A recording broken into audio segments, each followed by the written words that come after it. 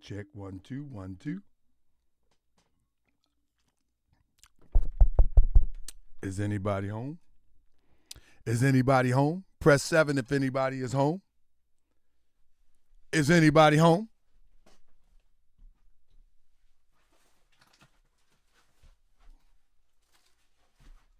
Is anybody home? Let me look over and see if anybody home.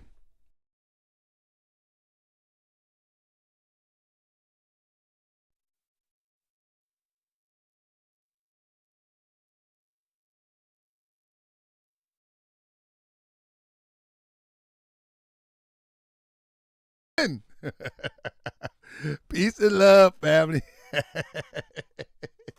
Yeah, they coming on in. All right, family. We got a beautiful show for you tonight, family. Standing on business. You know that old saying? Standing on business. Listen, family, I think there's a lot that we could take away from Traoré. And I think it's time that we do a little bit comparison. I mean, these people that claim to be representing some sort of revolutionary ideal or some type of progress, man, we got to examine this stuff. So give me a second, and that's what we're going to do.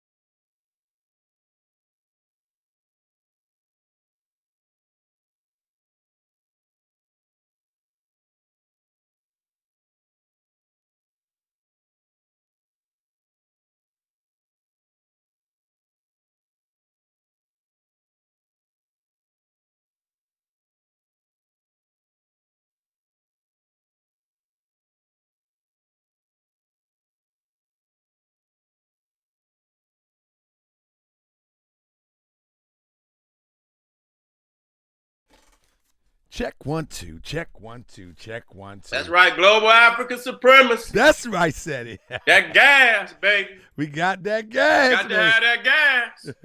If you gonna make it move. We ain't no internet prophets. We ain't no social media prophets. We know we are.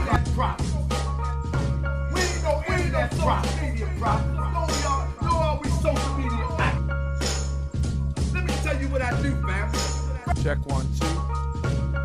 I created this media with the help of my brothers and allies men and all the good people of the North Side. Y'all some internet prophets and you need to stop before someone catch you on your block and cock it, or catch you at your lecture and rock and knock it. Yeah, they mad at me cause I'm exposing your robbing. See, I used to be a robber, I was robbing a thug, and the agents in the hood selling nasty grub. I was only 17 and I didn't know better. Put that thing in that face and said, give me the cheddar. But it really amazed me, the age of 40, that people will use the things that would annoy me to rob our people like Bibles and Qurans. Take your money and then they're gone. Shoot, selling, plagiarize books and dreams of unity. Blame the European, but look what you do to me. Come on. Got me thinking we gon' overcome. But when you cut the camera off, you really want it up. You gon' have to watch it back for the rest of your life. I We know back. good and well, you can't sleep at night. You done robbed everybody from the hood to the burbs. With your unction crystal. We back, books, Starlight. herbs. You convinced everybody that it's white supremacy. The fact of the matter is you're the real enemy. You've been lying to the people fat in your pockets. You ain't nothing but an internet prophet. You gonna have to watch it back for the rest of your Hey. life. Good and well, you can't sleep at night. Talk You on. robbed everybody from the hood to the birds with your unction. We back. Your books and herbs. Now they calling me out cause I revealed the scam. Cause they will shake your hand and still grip your fam. Say Hotep, peace, Black power, shalom. Assalamu alaikum, praise the Lord, Islam. And at the same time, to get in your pocket. pocket, they were white label sunglasses. Yeah. cups and watches. Come on. Like a prop for the enemy they talk about. I can't understand why you ain't been walking out. You ain't noticed since you met them. Hey.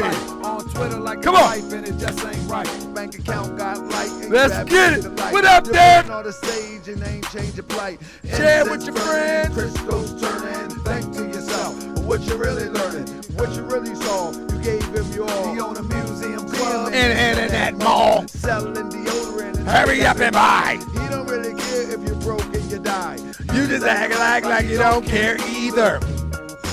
This is pure You evil. gon' have to watch your back for the rest of your life. I know good and well you can't sleep at night. You done robbed everybody from the hood to the burbs with your unks, your crystals, your books, your herbs. You convinced everybody that I hope supremacy. everybody- The fact of the matter is you're the real enemy. You've been lying to the I hope people everybody back got in their- your pocket. You ain't nothing but an internet prophet. Alert. You gonna have to watch your back for the East rest of your Stinger. life. I know good and well you can't sleep at night. You done robbed Everybody. everybody from the hood to the birds. Everybody. Your crystals, your books and herbs. You Everybody. watch your back for the rest of your life. I know. good Everybody. and well That's you right, can't sleep global at African night. You supremacy. robbed everybody from the hood to the That birds. gas, With your baby. unks, your crystals, your books, your Got to herbs. have that You convinced gas. everybody that is white You gonna make it supremacy. move. The fact of the matter is you're the real enemy. You've been lying to the people fat in your pockets. You ain't nothing but an internet prophet. Hey, family, I got a question for you, family. When we talk about ADOS, let's start with ADOS, family. Let's start with ADOS. Africans, descendants of slaves, family. What have they accomplished in the last, 2019? 2019, in the last 5 years. When they come into existence, anybody know? Do anybody know? Anybody know? Family, the purpose that I'm saying is because they condemned, don't let them get away. Remember, they was condemning Pan-Africanism. Listen, anybody who followed the thought of Pan-African, hey, Seti, anybody seen Seti? Tell Seti come back home. Tell him get off that FBA foolishness. Tell him come back home. Hey, anybody seen Seti? I need somebody called Seti. Anybody seen Seti? You know Seti would start talking this FBA stuff. ADOS. ADOS. When did ADOS start? And I need to know your accomplishments right now. Huh? Because we're going to talk about Traoré, who's idealistically a Pan-Africanist, and he has some accomplishments in the last 3 years. And we're going to talk about that. And we're going to compare that. Yeah.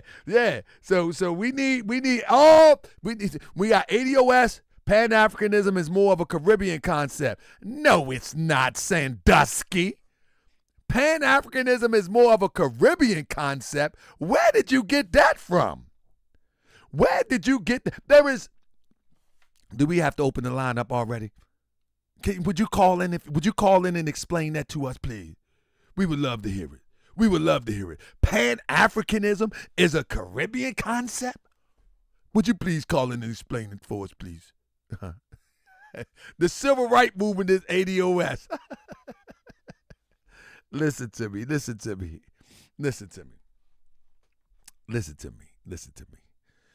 Sandusky, please stop. We're going to talk about some things tonight. In fact, you can't. You're at work. Okay. Don't lose your job talking to me. Don't you lose your job talking to me. But what we're going to talk about, but since Sandusky is here, and let me pull out this clip before he or she gots to go. One of the things I do want to point out is something that Yvette Carnell talks about as it relates to Pan-Africanism. Listen to the weirdness. Listen to what she says. All right, let's go. How do we, and you may say we don't need to do this, how do we hold on to that singular justice claim, that specific justice claim, while still not disconnecting from our brothers and sisters around the globe? In other words, because you're not, like you said, you have an affinity for people in different countries, different places, and many of us have made decisions to say, for strategic reasons, because strategic essentialism, right? We're going to talk about the ways that African people around the globe are connected, our cultural connections, our spiritual connections, our historical connections, right? And there's also, again, a way that there are some common enemies, some common foes, some common systems and structures that are just anti-Black. That's not to discredit the point you're making. I'm saying, can we do both? And can we, on the one hand, say we're fighting for reparations for ADOS, to use your language, but we still want to foster relationships around the globe? Is it possible to do those things as a practical matter? No. Let me stop right there. This is what you call, with all due respect, but the only one way I can say this. This is what you call an educated fool.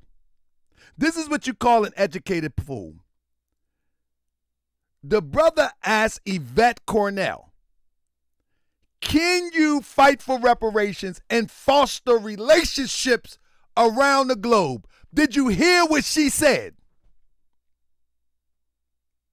Did anybody hear what she said? She emphatically says no. That's called an educated fool.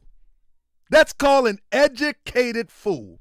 Why wouldn't you want to foster relationships? You got to foster relationships with Europeans to try to get reparations. You got to foster relationships with your local councilman or your local congressman to try to get reparations. You got to foster relationships in your everyday life to try to move and advance in life. And you mean to tell me that this person says you cannot fight for reparations and foster relationships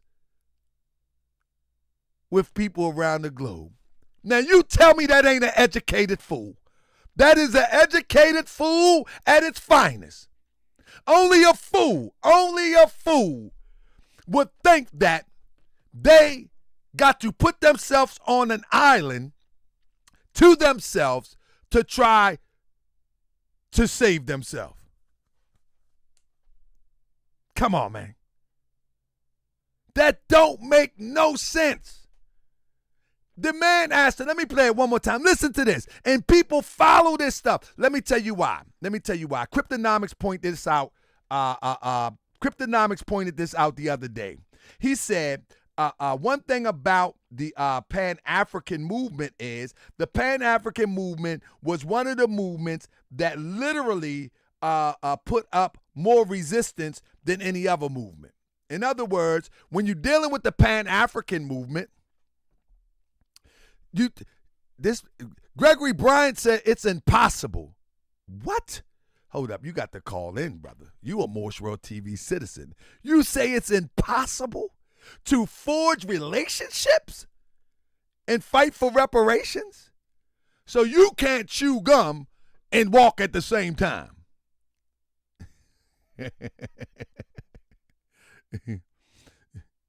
You can say you don't like Tariq, but you speak in his talking points. Yeah. Come on. Hey, Brian, let me explain something to you. Let me explain something to you in the real world.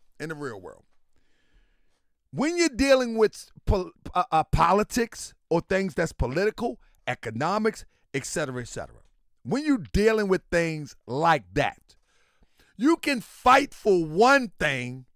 You feel me?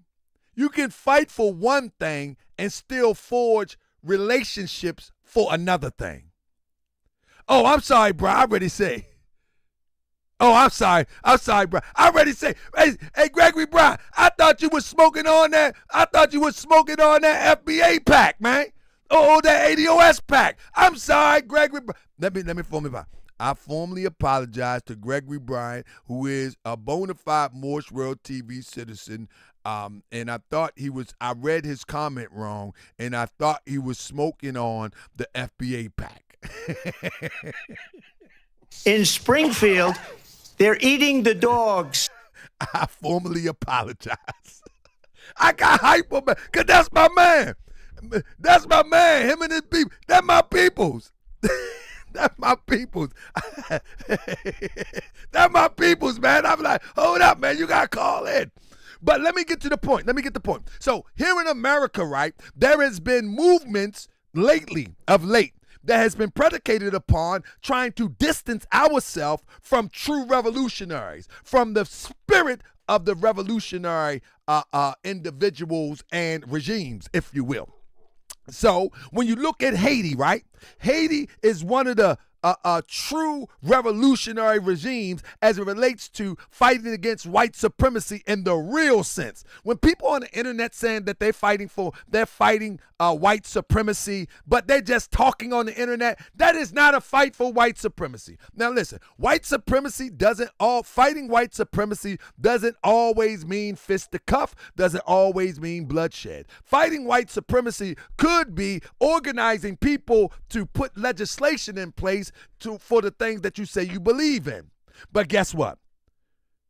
These people on the internet says, I'm not a leader. It's not an organization.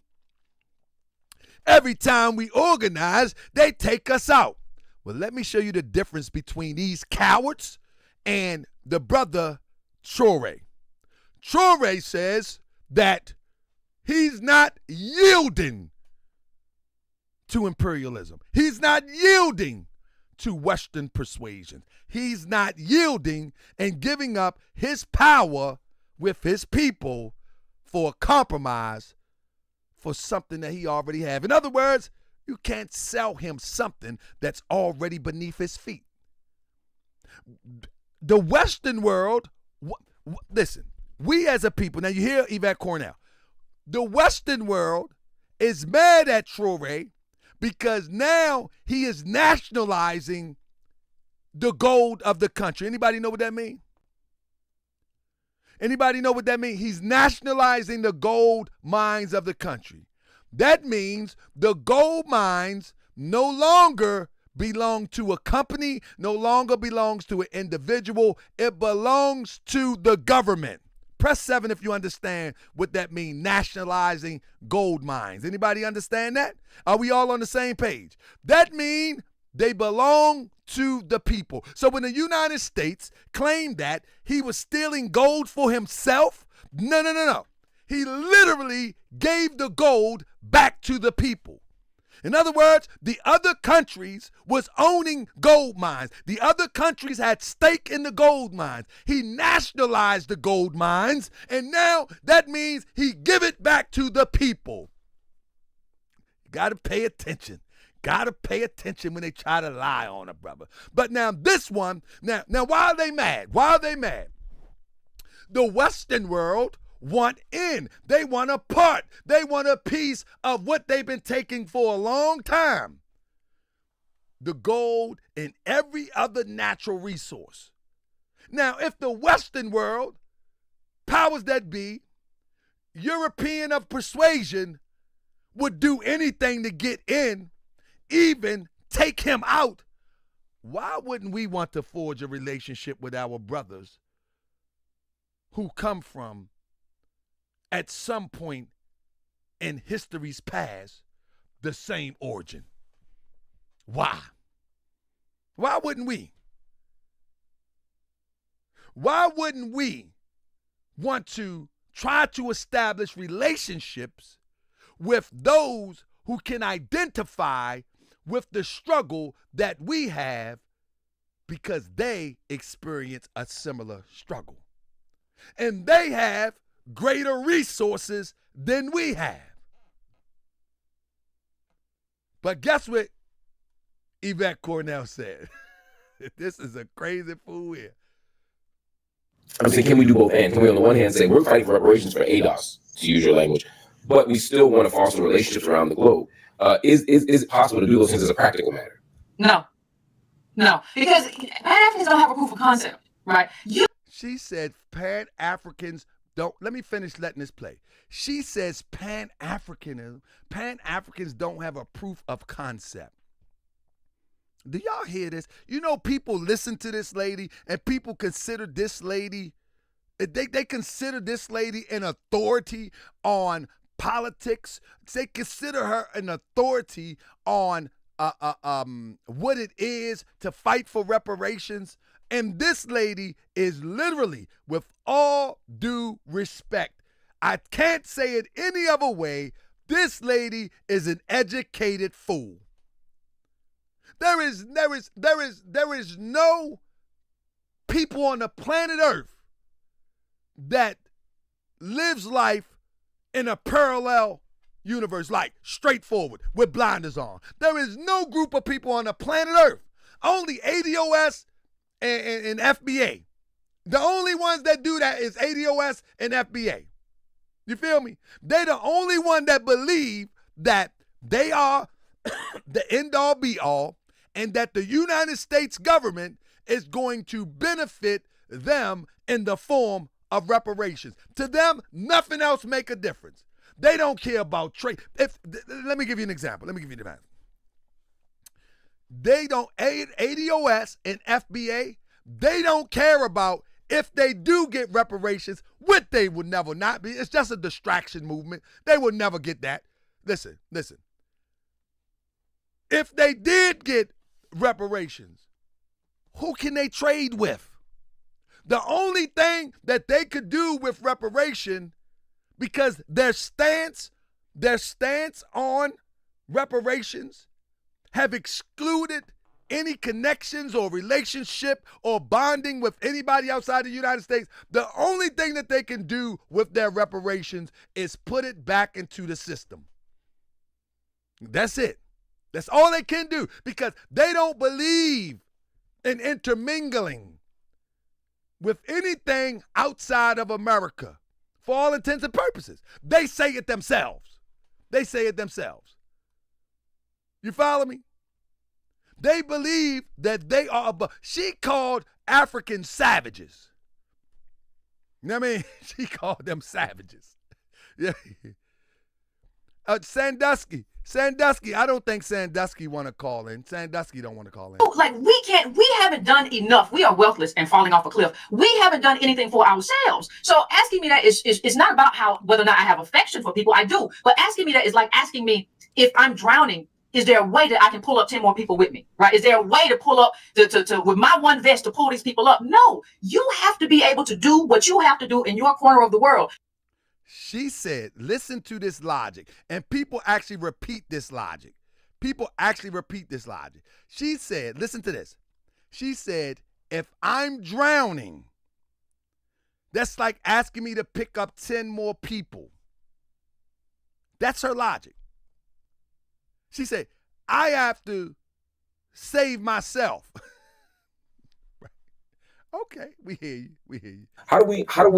I want you to listen to this. So one asking me more time. that is not about whether or not I have affection for people. I do. But asking me that is like asking me, if I'm drowning, is there a way that I can pull up 10 more people with me, right? Is there a way to pull up to with my one vest to pull these people up? No, you have to be able to do what you have to do in your corner of the world. How do we? What if those 10 people can pull you up? What if the 10 people can pull you up as opposed you trying to pull up 10 people? What makes more sense? One person trying to pull up 10 people, or 10 people that will have the ability to save one person? See, these little scenarios that people make doesn't make sense. But what they do is they want to try to distract people of African descent. Why Mark Lamont not performing no Pan-Africans? Why Mark Lamont Hill not platforming no Pan-Africans? I can't speak for Mark Hill. I can't speak for that. But he's a podcaster too, and he's talking with what's popular. You know, at that time when this interview happened, ADOS was all in the algorithms. FBA was all in the algorithms. You know what I'm saying? I don't really do what's in the algorithms. I do what's on my heart. And so I may not get the numbers as a Mark, and I may not get the numbers as these people that do things in the algorithms. But I can say that Mark Lamont, listen, I can say that he asks good critical questions. I can say that. And I got to tip the feds for him asking these critical questions, because she sounded crazy. She basically said that she can't chew gum and walk at the same time. She can't forge relationships and fight for reparations. Now, you know that sound crazy. That's just like saying the United States government, listen, it's like saying the United States government cannot run the government for the United States and do international trade with China or France or anybody else. That sound crazy. Tyler Darden said, thank God for you, GS. At least you giving us an ear. No. Check this out, Darden. Check this out. We need to make sure that we share this demonstration. You know what I mean? We need to make sure that we share this demonstration, because this type of information that I try to cover, it's not going to hit the algorithms right, because this goes against what's popular. What's popular right now is gossip talk, right? Gossip talk. You know, Shannon Sharp, is he going to lose his $10 million? I mean, gossip talk. fake actors like Tariq Nasheed bring fake actors on to call in to make conversation. Like, these things are pre-production conversations. You know what I mean? So at the end of the day, we got to make sure that we share these things so people can get another perspective. So with that being said, Yvette Carnell, she is the worst when it comes to trying to stand on something. She gives the energy that she has gotten a fat check. That's the energy she gives. She gives the energy she has gotten a fat check because she stand on a logic that's illogical. It doesn't make sense. Like, how hard is it to forge relationships with another group of people that, for all intents and purposes, have the same struggles that you have? How does that stop you from fighting reparation? Y'all won't admit y'all are mainly folks whose families are from the Caribbean. Sandusky, you just trolling, and I'm going to have to block you. You just trolling. You just came in here to troll. I'm sorry. I have to see you later. You trolling. You disturbing the show. If you want, make another account. If you want to call in, email me if you want me to unblock you and have a real conversation. But right now you got to go. That's just a troll. We can't have this troll up here because the objective today is to compare. It's the objective today is to compare this rhetoric next to what is practical. Is Yvette Carnell fighting for liberation? See what I'm saying? Is Yvette Carnell fighting for liberation or not? Is she? Is she fighting for advancement? Family, let's be honest with ourselves. These are social media talking points. They are social media talking points that haven't moved the bar 1 inch. Can we agree on that? Can we agree on these social media? These are just social media talking points. These are not things that move people forward. Not what Yvette Carnell talks about, not what Tariq talks about. These are just social media talking points. It is what it is. These people have not moved the bar since they started having this conversation. Now, what I need to share with you is that, and I'm going to get straight to it.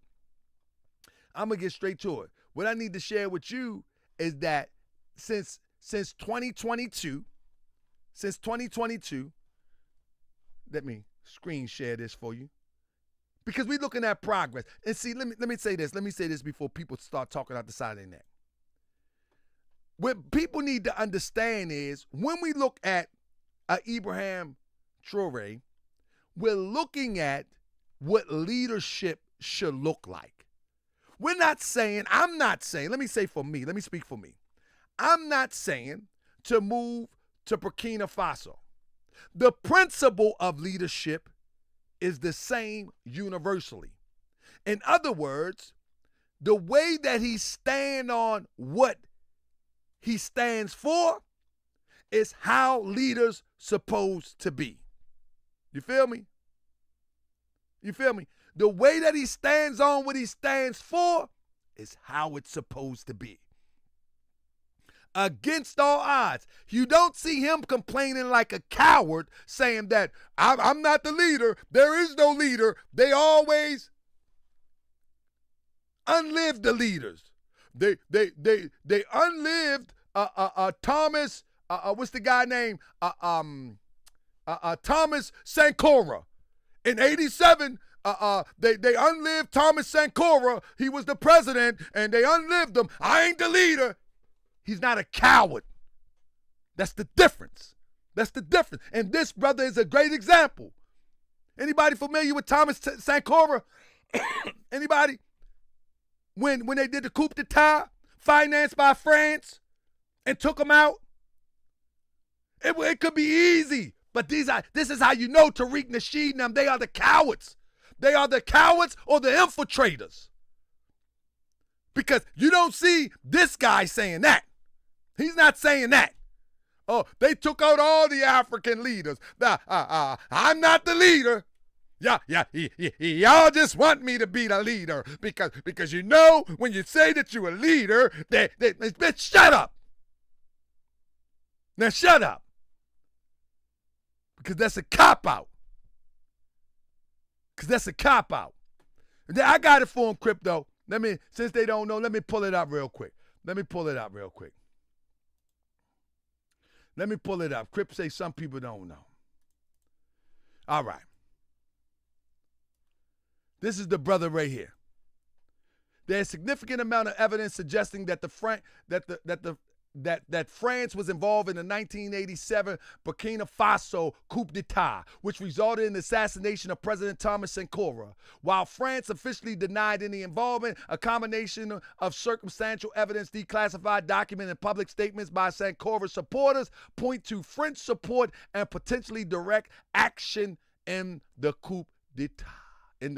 So, you feel me?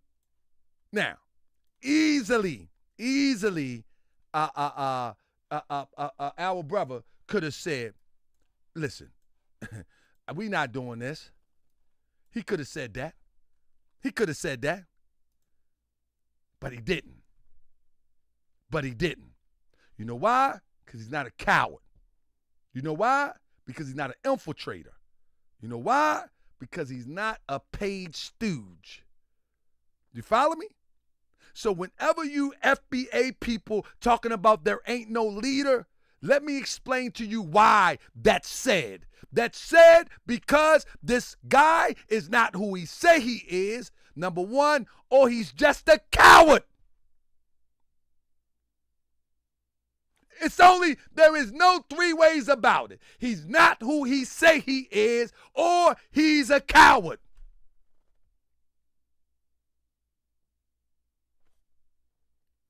Can we agree on that? Press 7 if we can agree on that. Only a coward would sit up there and say, well, you know, there is no leader because they killed the leaders. And how many leaders in Africa have been gone by the sword or the bullet? But guess what? Another one rises. Another one rises. That's how it's supposed to be. These are cowards. And they're not fighting for liberation. The only thing they're trying to liberate is you from your bank account. That's it. That's all they're trying to liberate.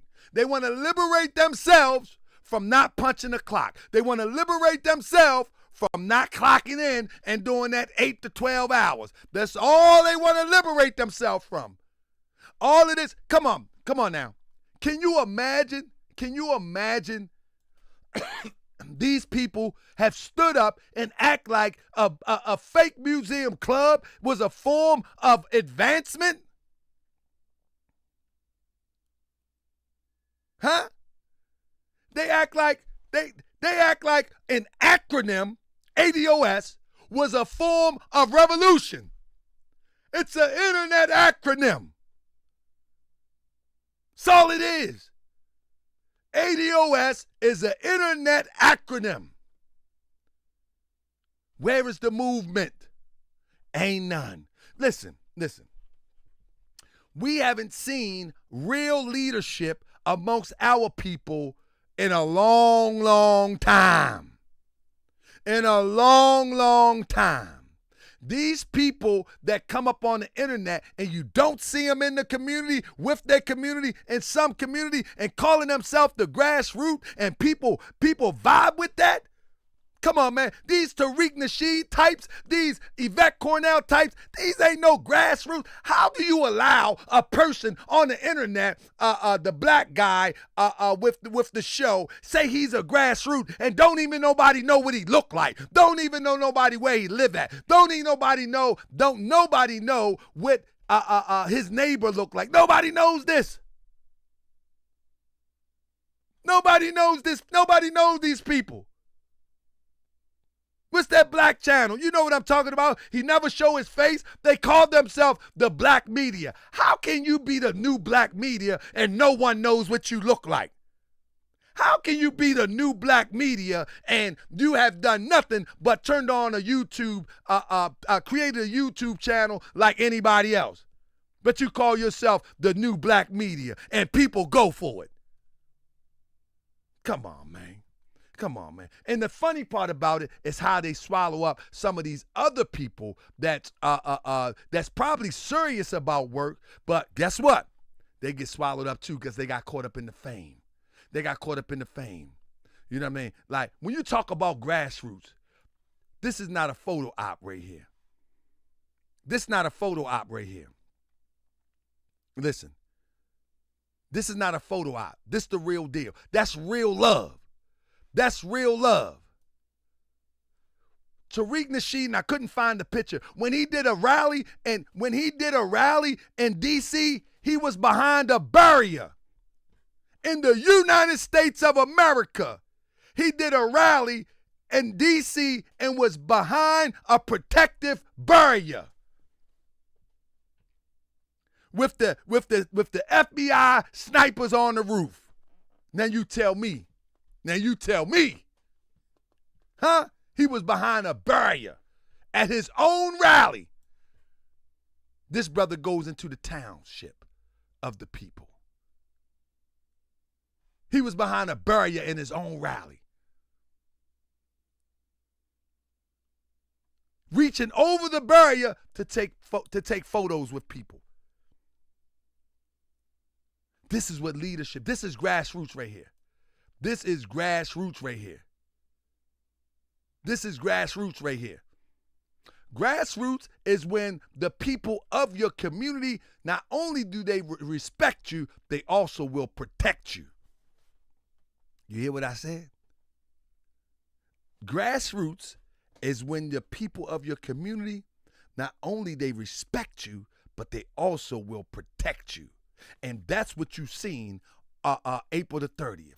That's what you seen April the 30th when the people came out and showed support. That's what you seen. You hear me? That's what you seen. On April the 30th, that's what you seen. Now, at the end of the day, family, I don't know what people joining these groups for online. I don't know if they really want. Like what are they in it for? What are these people in it for? Let me tell you what I'm in this for. Let me tell you what I'm in this for. Because I want to make it plain, family. I believe that we need to try to come together and move us forward, whether it be economically, whether it be spiritually, educationally, whatever. I believe that we need to organize ourselves so we can move forward. For those who believe in political action, then we need to create think tanks here in the United States. I believe that we need to create think tanks, and we need to create these think tanks in every city throughout the United States and every state throughout the United States if you believe in the political process. Everybody don't believe in the political process. And for those who don't believe in the political process, we need to make economic think tanks.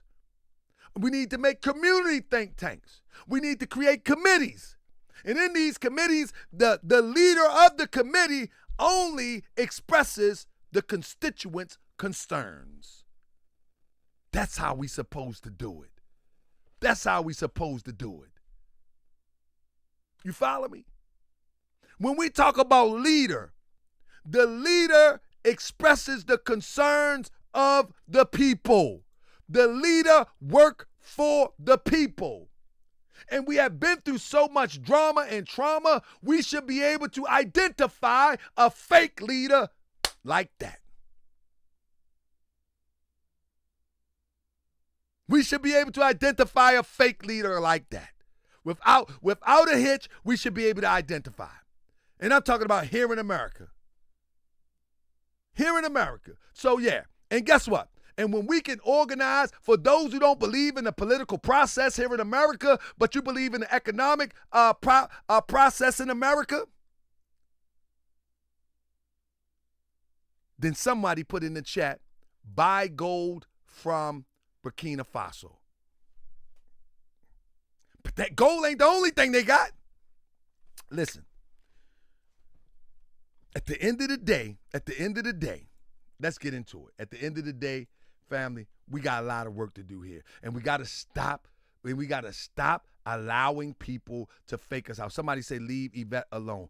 Yvette Carnell is not trying to move the bar anywhere. If you say leave Yvette Carnell alone, I'll leave her alone if you can show me her community and the work that she does in her community. Can you do that? If you can show me her community and the work that she does in her community, I will leave her alone. So first, where is Yvette community? Can you show me that? Where is Yvette Carnell community? Do anybody know? Anybody know Yvette Carnell community? I'm looking for the comments. Huh? All right, I'm gonna let you call in. There's the number. Let you call in real quick. All right, there you go. Call in. We want to hear what you have to say. Call in. You say leave Yvette alone. Okay, call in and I want to hear what you have to say. All right, there you go.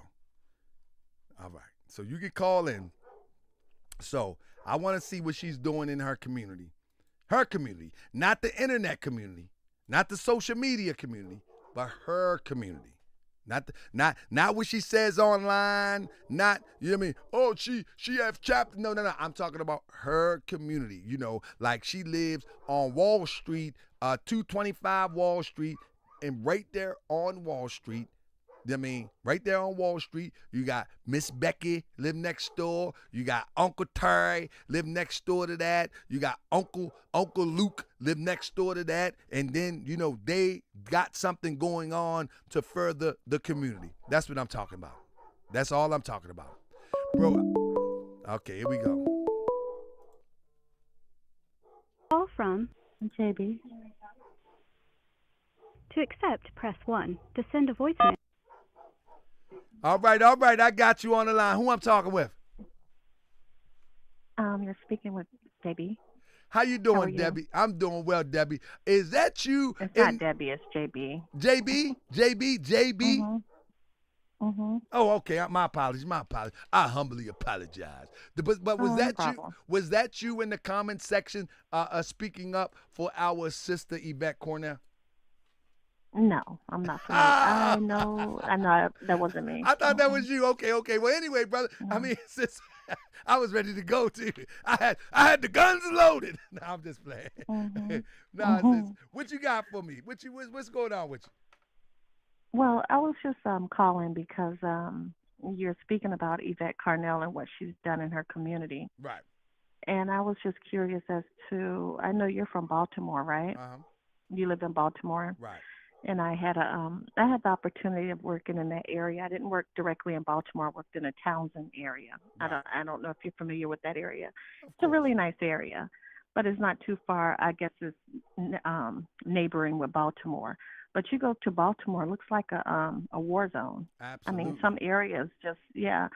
So there's a lot of work that needs to be done in Baltimore for improvements. And, you know, I was in that area not too long ago, and I was listening to the news, and I was listening to what the garbage men were saying, that they were getting paid minimum wage for doing garbage, working on the garbage trucks and stuff, and how one man passed away because he was struck, or somehow he got caught in the compactor, I guess, of the garbage truck somehow. But these were there's black people. And so I'm just curious as to what you do in Baltimore, because like I say, I mean, I appreciate the work that you do online, but if you go to Baltimore, like I said, it's a war zone. It looks like a war zone in some of those areas. And I'm just like, who's helping to clean up Baltimore? Oh, okay. So what I do is I try to focus on, so I've been in business in Baltimore for the last 15, probably going on 20 years. I've hired many, many people in the inner city that would normally be not hireable, if you will, if that's a word. I've housed hundreds and hundreds of people as I was in business and continue to be in business with my management company. So my wife actually we created a school that is I guess we would call it a homeschool collective where we have over 20 students right now. I can't save the man on the trash truck, unfortunately. But guess what? I do work with children. Every week we educate children. And I can't save the man on the trash truck, though. That's just not my lane. No, I understand. I'm just giving you some scenarios as to how Baltimore is just suffering when you're working on a trash truck, and that's supposed to be a fairly decent job. I get you. And you're getting paid minimum wage, and there's a issue with safety. And I'm just like, you have a black mayor. That's not my lane. My lane is what I'm telling you. I've housed hundreds of people. Let me give you this story before. One day I was on Sinetta and I was going back and forth with a brother named Unc. I didn't even know the guy Unc at the time. And the brother Unc said the same thing that you said. He says, what you doing in Baltimore? What you going in Baltimore? He says, I'm from Baltimore. Let me make a call. He made a call.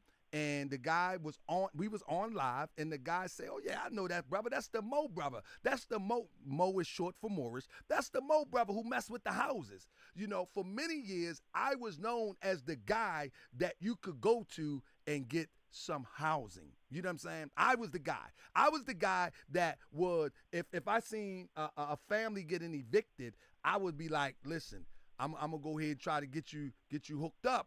But you got to make sure that you do A, B, C, and D. And I was the one to giving the people the resources. But the guy on the trash truck, I can't save him because that's not my lane. That's not what I get myself involved in. My focus now is prison reform as it relates to regentrification and children that's going to grow up and take our place. That's my focus now. And that's all good, but I'm just saying the look of Baltimore is like you pass through there, and some of the places, like the buildings where people live, they just look like something has been dropped on them. Like, I don't want to say the B word, like it's been dropped on them, and they've been through war. And to me, when you live in a community that looks that look hopeless, and I will say that because a lot of the buildings and stuff are boarded up and they're old and they look like they should be condemned. Right. So when you live in a community where it just seems like there's no hope, I don't see how children can survive living in such condition. Well, even if you put them in schools and you feed them and everything, they still have to walk through that community and see the dilapidated buildings. Let me say this. I'm sorry to cut you off. It's very unfortunate that you just seen that part of Baltimore, but there's also revitalizing in a lot of parts of Baltimore, which in Sandtown area where Tank Davis is from. There's a whole new community there that is less than 10 years old that was built in the midst of the type of stuff that you're explaining. Over there in Edmondson Village corridor, they tore down the projects over there, and there is at least 25 acres of new townhomes there. The shopping centers have changed. Mondawmin has changed. And so what you're saying is you're viewing things inside of a box, and it's hard to see what's outside of the box if you're living in the box. You have to get outside of the box because there's revitalizing going on all throughout Baltimore. But all you see is what Trump pointed out about the rats and the dirty and dilapidated apartments. That's what Trump pointed out. I'm seeing what I saw. I'm telling you about what I saw. That's what I said. That's your box. I'm telling you that Baltimore is revitalizing itself in a lot of different areas. But you've seen the part that they show on the news. And guess what? There's not one person that can address a 100-year problem in a lifetime of 40 to 50 years or something like that. But now back to but I want to ask you, where are you from? Oh, I'm from Georgia. You're from Georgia? What part of Georgia? Mhm. It's the southeast part near Savannah. Near Savannah, Georgia. Do they have any any plights that's similar to Baltimore and Savannah? You know, the truth is, we have had those plights, No, and they came through, and that area has been cleaned up, and the houses that were going for like less than 100,000 or in the 100,000s, they're now worth 500,000 and 600,000. No, I'm saying, do you have any of the plights in Savannah similar to Not Baltimore? similar to Baltimore, no. None at all. Not compared to what I saw in Baltimore. Come on now. Come on, sis. Okay. All right. Now, really? let me ask you this. Where is Yvette Carnell community? I'm not sure. Would you be able to ask Yvette the same question that you asked me? If I can get in contact with her, if I can call into her show. Listen to what I'm saying. If you were to talk to Yvette, you don't even know her community. So you asked me when you listen to what I'm saying. When you called, you said, I spoke about Yvette, but now what are you doing in your community? Yet you don't even know Yvette community, but you asked me what I'm doing in my community in defense of Yvette Carnell. The reason it wasn't in defense of Yvette. It was to say that you're pointing out to this lady that something might be wrong with her community. I don't know anything about her community, but I know about Baltimore. No, I and didn't I know say that you might live be in wrong. that area. I didn't say might be wrong. I said we don't It know is her wrong. community. Okay, and that's all good and well. It's not about Yvette. It's about the fact that you're trying to point out someone else's community and what they're doing in their community. And Baltimore is a war zone. I mean, I'm doing something in my community though. That's the thing. Would you? Okay, I'm not an octopus. Sure. I am doing something in my community. Now the question is, what are you doing in your community? Well, I'm just here, You're just here. and that Exactly. You're just here. And no. The truth of the matter is, I'm here, and I'm properly raising my child, and I'm paying my taxes, and I'm making sure that I'm staying employed so I can pay my taxes, and that's what benefits my community. I don't live in a community similar to Baltimore, so I vote. I get involved in politics or my community. But, there's nothing more for me to actually do because I voted in some good leaders. We have some good leaders in this area where I live. And to be honest, I'm just here. And, that's a blessing for my community. Well, you enjoy your community while we work on ours. I'm glad you have reached the utopia of civilization in Savannah. We will continue to work. No, I don't live in that area. That's the area I'm from. I appreciate you, sis. All is well. That was all right, a good thank call. you. That Have was a a good good night. call. Bye. All right, you too.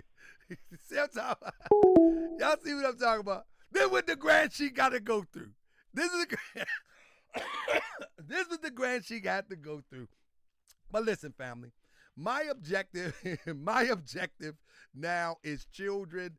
And when I say prison reform, I'm not trying to reform prison. I'm trying to help people not to go back to prison. That's my goal coming up. But let me tell you something. If people don't know, right, I'm a member of which I didn't mention, right, I'm a member of the Moorish Science Temple of America.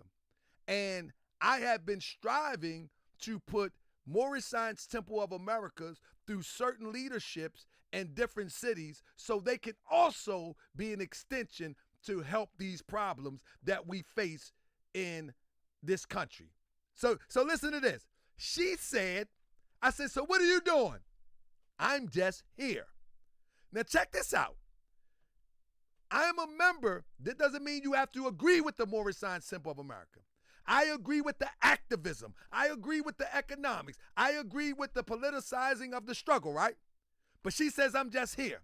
But even from Baltimore, I'm still trying to influence people to be active in their community. And recently, we have sprung up a temple in Harlem, sprung up a temple in Detroit with some strong brothers and sisters, springing up one in Atlanta, springing up one, hopefully in Portland, springing up one, because that is the persuasion that changed my life.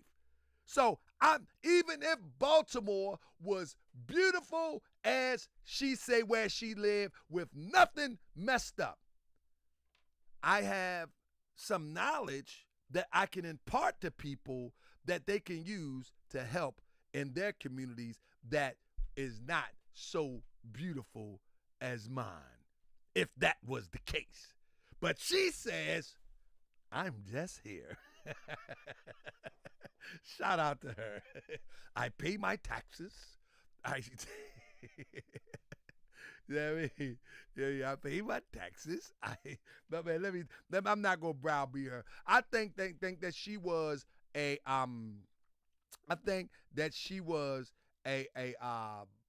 Yvette Carnell supporter. And one thing that I always ask Yvette Carnell supporters is, where is her community? It's all we need to know. I'm not condemning her because I don't know nothing about her community to condemn her. The point that I'm making is that people on the internet that claim to be fighting for some sort of advancement, you never get to see their own community. That's the point that I'm making. It is what it is. Now, let's get back to this. Now, so even myself can look towards Traoré for some examples, right? Hold up. Not that one. Let me go up here. I don't want to get that yet. Because I wanted to speak about Pan-Africanism. And people say that Pan-Africanism is dead. And I'm saying they don't know what they're talking about. So, here we go. Here go Traoré right here. So, how can Pan-Africanism be dead, right? How can Pan-Africanism be dead? Somebody, the Pan-African Pyramid Global Awards 2025 presented to Captain Ibrahim Traoré. Now, let's look at some of these successes so far. From 2022, the economic growth. Burkina Faso GDP surged from approximately 18.8 billion to 22.1 billion, reflecting a robust economic trajectory. Financial independence.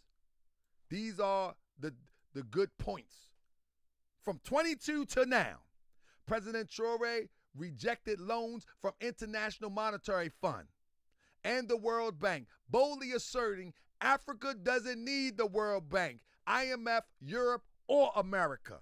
Now, you know the International Monetary Fund is the people that once they get you locked in, they got you locked in. Y'all do know that, right? He rejected. This is what I'm talking about, backbone. Debt clearance. His administration paid off Burkina Faso local debts, ensuring physical stability. Come on now. Industrial development. 2 tomato processing plants, the first ever in the country, was established to reduce reliance on imports and boost local agriculture.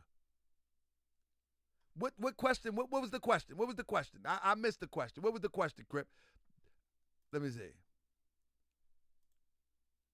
What was the question? Somebody said, why? I'm asking a question respectfully. What question did you ask? Let him ask a question.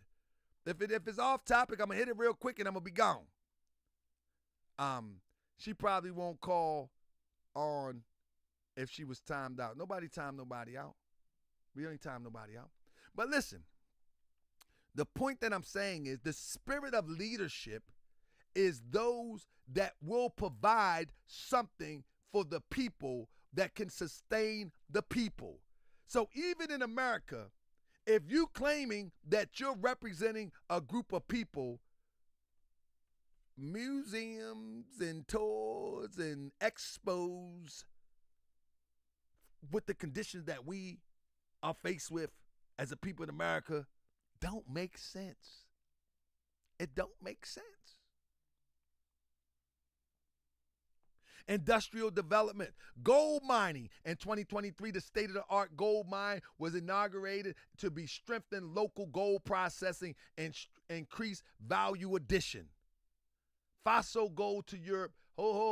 Listen, resource sovereignty. Listen to this. This is called the spirit of backbone. Resource sovereignty.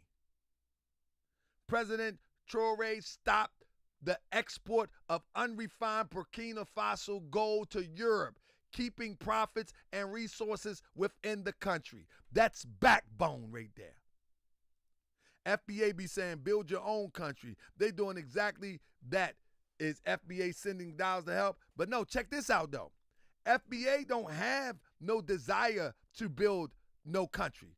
FBA only desire is to beg for reparations. Remember, the FBA concept was built on the back of begging for reparations. Press 7 if you understand what I'm saying. The FBA concept was a concept that said that if you are descended from a plantation, you deserve reparations. That's all FBA was about. FBA is not about building nothing for themselves. FBA is not about establishing business for themselves. The leader established the business and you patronize the business and fatten the leader's pocket. FBA is not about that. FBA, the whole point for FBA was to obtain reparations. Let's not forget that. FBA is a lineage, they say, so you can get your reparations. That if you are not a foundational Black American, then you don't deserve reparations. That's it in a nutshell. There is no other purpose for FBA. Now that the reparations thing's off the table, what is the point for FBA? What's the point? There is no point. Now they just going to fluff it and fluff it and fluff it till the next election get close and they're going to start talking reparations again. That's it. Because the reparation conversation is a distraction from the real issues. The real issues is how do we as a people organize ourselves in the way that the brother is organizing Burkina Faso so we can have some independence as it relates to economics. So we can have some independence as it relates to education. So we can execute education and teach our own children. So we can have some independence as it relates to the political process and moving somebody in position to represent us. So we can have some independence to say, you know what? I want to live off the grid. I want to live right here with people of like minds, and I want to be left alone. See, when you have these conversations as it relates to reparations as a distraction, and people are faking like they starving, faking like they broke, faking like they in need, they start to get triggered and say, yes, I need reparations. And they start having this fantasy that one day they're going to get this reparations card, like a Visa card, and go to a teller machine and pull out some money and get their reparations. But it's all a fantasy and a distraction. The distraction is there to keep us from coming together, sitting at the table, organizing to exercise our right to do something practical and sustainable for ourselves. That's what it is. Listen. Business people sit at a table and brainstorm to try to figure out how to make their business that much more successful. Why shouldn't a group of people within a group of people be able to sit at a table and figure out how to make things better for themselves from a perspective where there's a chairperson, a chairman of the board that would express the concern for everyone involved. Organization. Hey, let me tell you something. Businesses do it all the time. Chinatown do it all the time. Greek Village, Little Italy, and those people that have these councils, they do it all the time.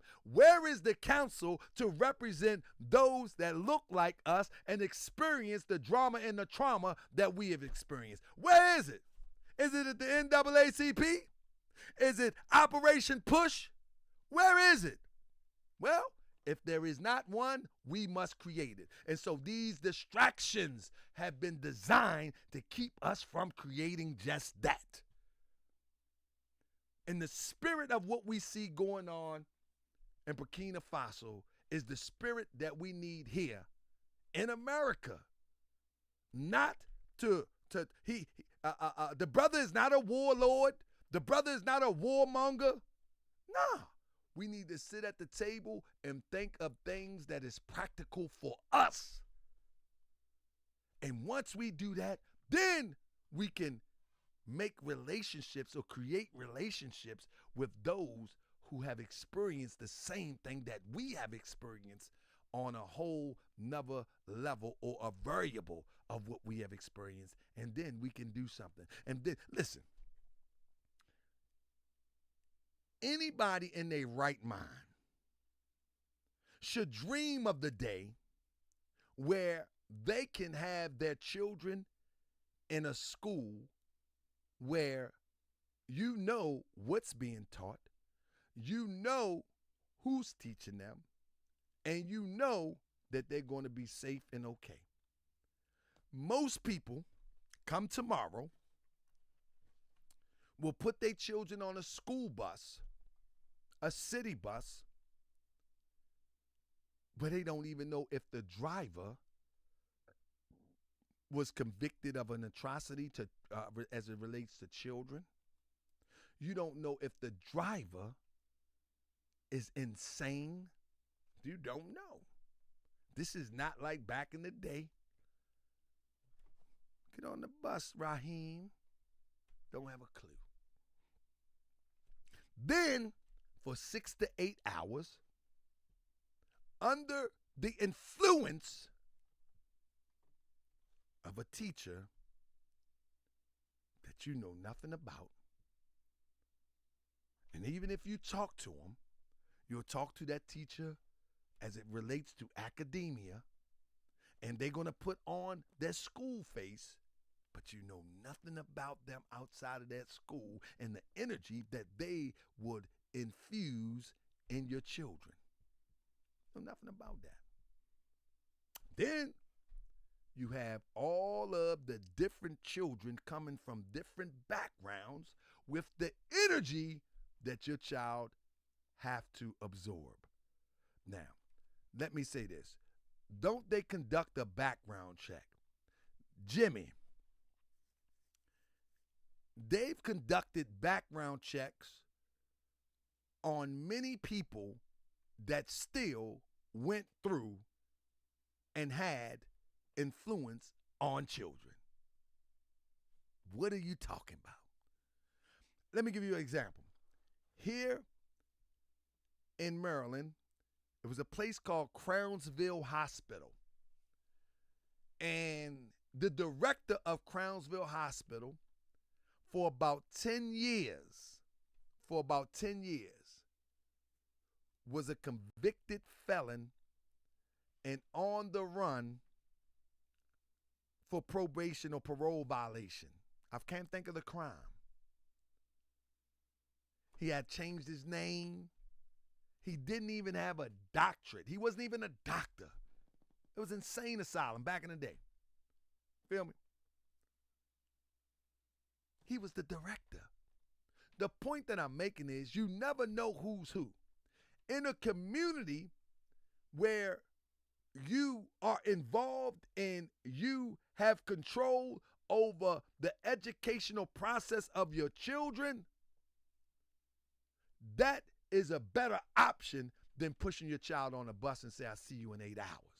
This is the point I'm making.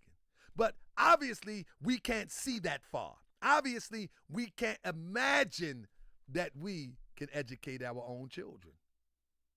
We can't imagine that we can educate our own children. The Jimmy say that's fraud. Of course it's fraud, brother. Of course it's fraud. The point that I'm making is Jimmy, the point that I'm making is that we should be in position where we know what's going on because we control every aspect of what is happening in our lives, in our children's lives, and in our community lives. We shouldn't leave it up to the state. We shouldn't leave it up to be at the whim of their hiring practices. No, we are supposed to be doing that. Now, in order to do that, that takes think tanks. That takes leadership. That takes organization, because everybody still have to work. Everybody still have to take care of their families. But we don't believe in that no more. We believe that the state gonna take care of us. We believe that it's okay. Yeah, go ahead, little Raheem. See you in 8 hours. That's not how a community is supposed to work. That's not how the community is supposed to work. Nah, we've gotten away from community. And so what I'm saying is that when we look at Ibrahim, he gives an example of how to take control of a situation. Now, he's doing it on a scale as it relates to a nation, but we need to do it on a scale as it relates to our community.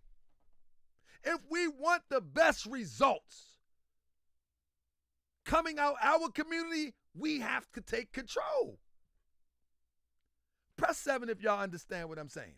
If we want the best results coming out our community, it's up to us to take control of it.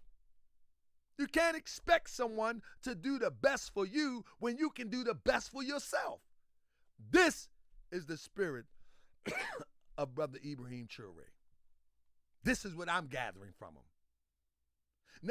Now, show me in comparison what ADOS and FBA has done in comparison to what I just said. Show me.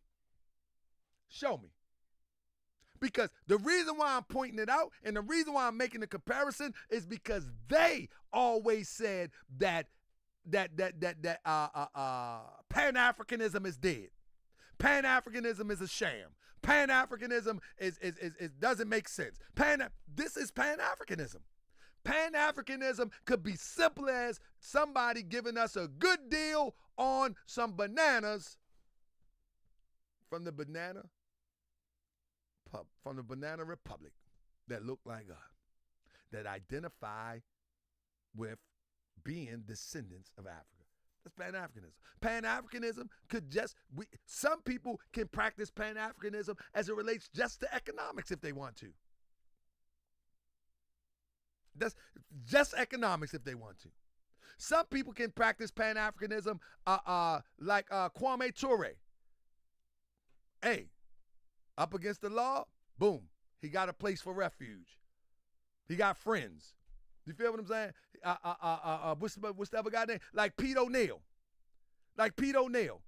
Run into a problem, boom, he got refuge in Tanzania. Some people can practice Pan-Africanism in various ways. So for someone to say Pan-Africanism is Caribbean, what are you talking about? Pan-Africanism can be expressed in many ways. Pan-Africanism can be expressed through relationships. Pan-Africanism can be expressed through politicizing each and everybody's struggle, brainstorming, getting think tanks.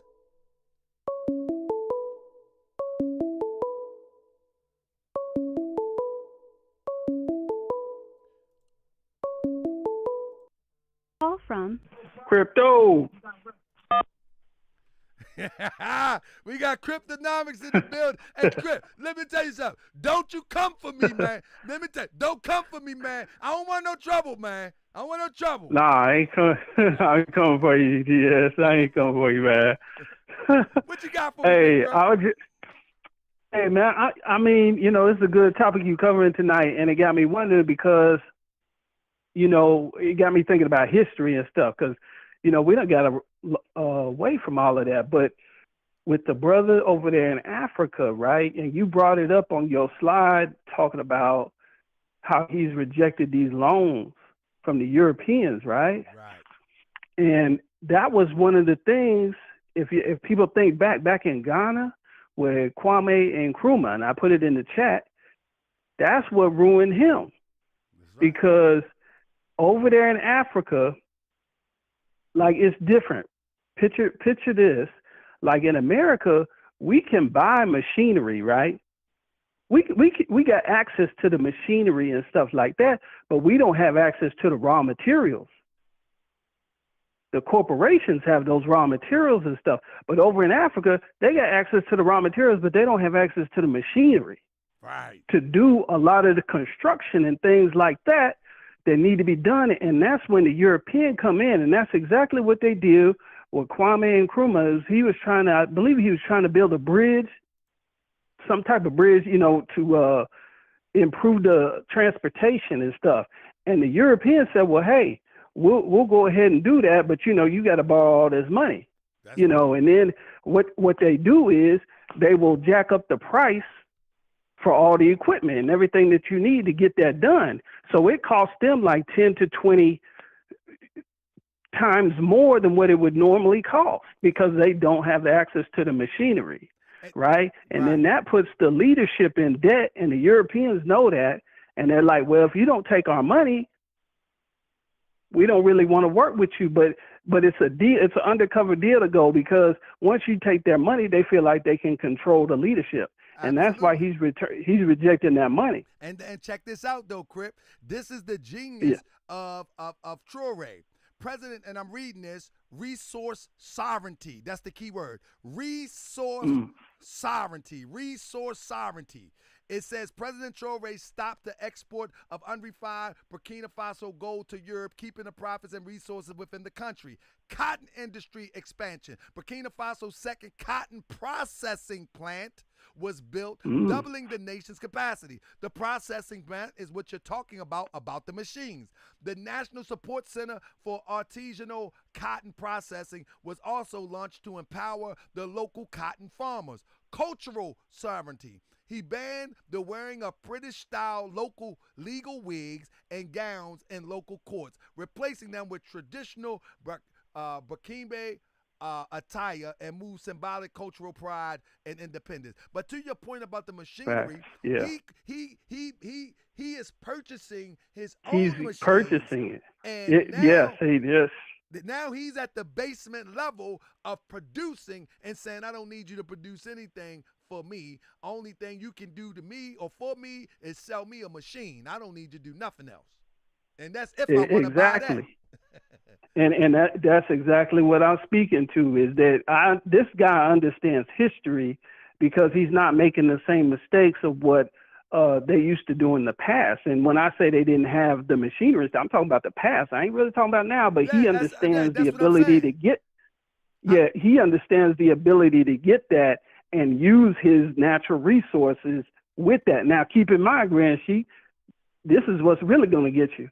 I said we have more access to the machinery than they do. That's right. Right? Now, they can get it, but we got more access to it, but we don't have the raw materials. But now, isn't it even a bigger coincidence how they now trying to divide the American and the African? Because if we came together with the machinery and come together with them with the natural resources, boom, you got a powerhouse right there. There you go. There you go. And to your point, brother, to your point right here, I got the slide up. Over 400 tractors. And my brother, my sister, the Truth Lady, said he already purchased them. That's what we're underscoring. Crip was underscoring what happened in the past. He learned from the past, and so this is why he's operating in the way that he's operating now. Agriculture preparation. Over 400 tractors, 239 tillers, 710 motor pumps, 714 motorcycles were distributed to boost production and rural support. Improved seeds and farming inputs were provided to enhance agricultural yields. Agricultural outputs, tomato production rose 315,000 metric tons in 2022. That's his first year to 360,000 metric tons in 2024.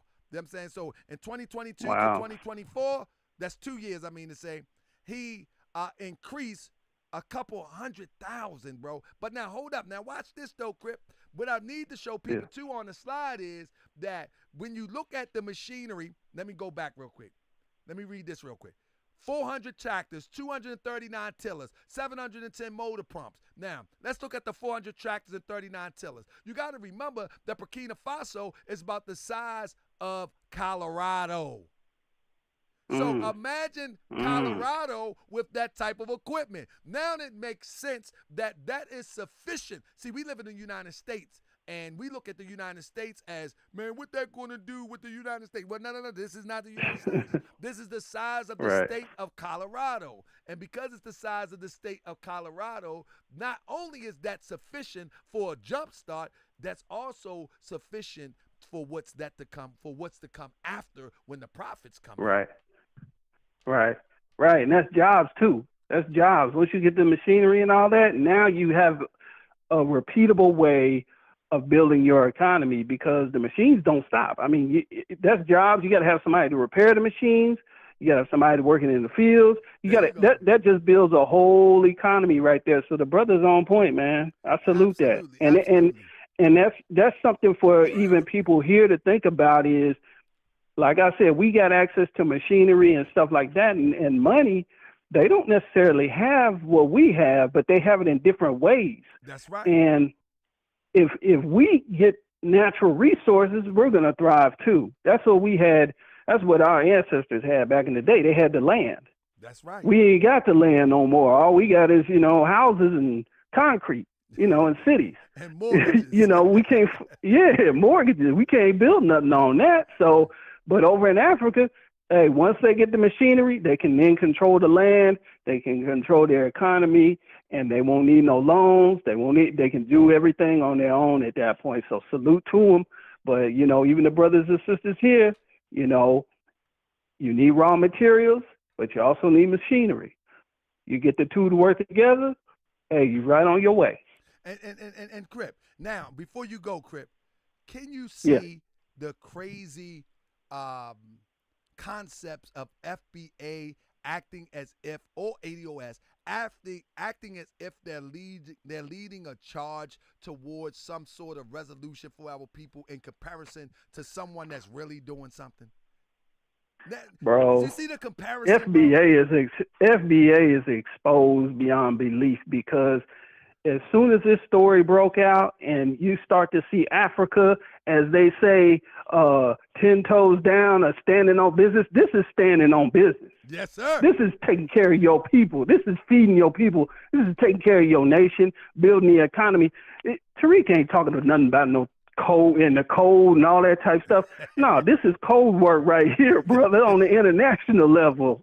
So they're exposed to a whole different degree. They don't even want to talk about this, brother, because they do. They're gonna look like straight up coons. Hey, bro, over here, they over here supporting the old white man Trump, and you got a young brother over here in Africa taking care of his people, getting the love that he's supposed to be getting, and they over here big up and old man Trump. Come on. Yeah, and the crazy thing about it is that the recent reports is that Trump is turning his back on all the things that he ran on slowly but surely. Right. And he didn't even run on anything to support the FBA cause. So that sounds crazy in any way that they still be cheerleading this guy. Don't it? Yeah, somebody said, they out there fighting Fat Joe. And it's like, come on, man.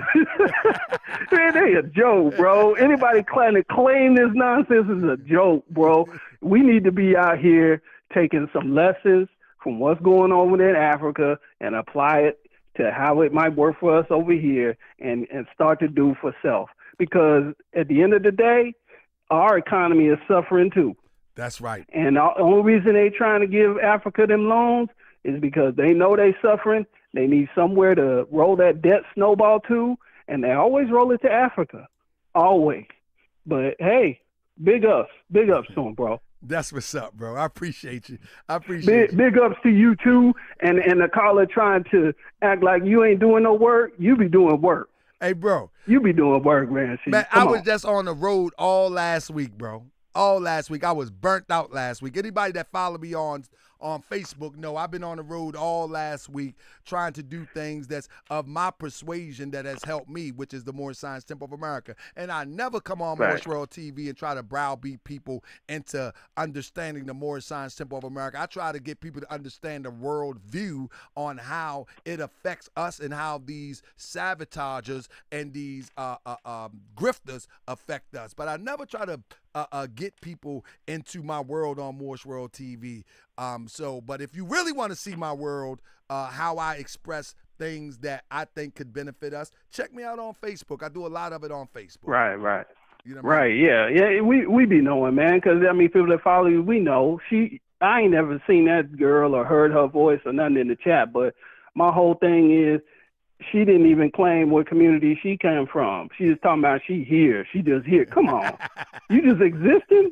You ain't doing nothing? Come on, man. You ain't even doing nothing for your child? I mean, come on, man. I send them Come to on. school. I feed them, and I pay taxes. Doing the bare minimums. Black folk better get off of doing the bare minimums, man. We better get doing something because the economy that old man Trump running got people losing their jobs. You ain't gonna be able to do anything, if everybody keep losing their jobs and getting laid off the way they are. So, but anyway, I'm gonna get off of here. I can talk all night, but this is a good topic that you're covering, and you're making good points with them slides. And I hope everybody paying attention. Man, I I'm out, bro. Appreciate you. And family, listen, let me show you one last thing before I get out of here. One of the last things I want to show you before I get out of here. Now, I have plenty more slides. I'll put them in later. But when you look at Tariq Nasheed, man, I want the FBAs that probably tune into this, you can see through the contradictions today because much videos have I put out. But this is what we call propaganda. Listen to this. Watch this.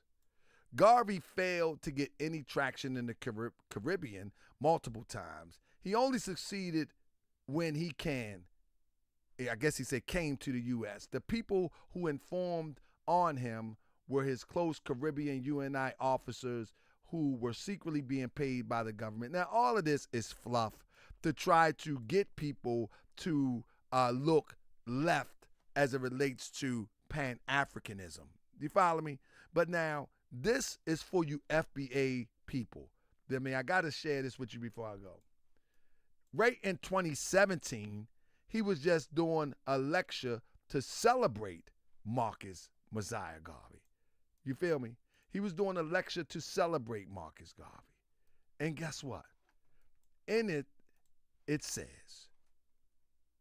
can y'all read this? Pan-Africanism or perish. Reparations now. Tariq Nasheed right here at Ocho Rios, Jamaica. At Irie FM's Marcus Garvey celebration. So for all of you FBAs, this guy came in with the ADOS to detract them, to get attention for FBA, so he can ultimately sell products in the name of FBA. That's it. It's a product grift. That's it. Nothing more, nothing less. You can see right here in 2020, he's talking about Garvey in the most grotesque way. But right here, he's doing a lecture just 3 years prior in the name of Pan-Africanism and Garvey. So family, watch what you digest from these social media talking heads. They're just talking.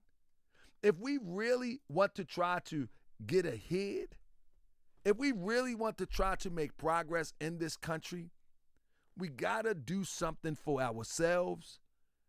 And what we can get out of the political process will be an addition. But you can't wait on the political process and don't do nothing for yourself. And Ibrahim Traoré, he's an example of the principle of doing for yourself. And you see that Putin and people, because we see things here in black and white, I get it. Oh, Putin, he just wants some of the resources. Putin wants some of the resources. I'm going to tell you once more that in a lot of countries, as it relates to statesmen bypass color sometime. More times than not. We just don't see it. And they conduct business that is reasonable and beneficial to their people without trying to sell them out. So relationships is just not, oh, he shouldn't deal with no white people. He's Russia. That ain't how statesmen work. Statesmen don't work like that. The objective is, if we can barter, if we can trade, and we can leave as men and women upright, somebody said independent and fearless, then it's all good for both sides. But if you come to take advantage of me and you think I'm taking advantage of you, it's not going to end well. So these are some of the lessons that we can learn from Traoré. That we need to create relationships. You know what I'm saying? We need to create relationships. And we need to create relationships that is mutual and beneficial to both sides. That's what we have to do. Oh, got another call. Call from Naps TV. Naps TV in the building. Last call of the night. What you got for me, brother? What's going on, man? What's going on for the chat and everything? I can't call it. I'm going to spoil it. Talk to me.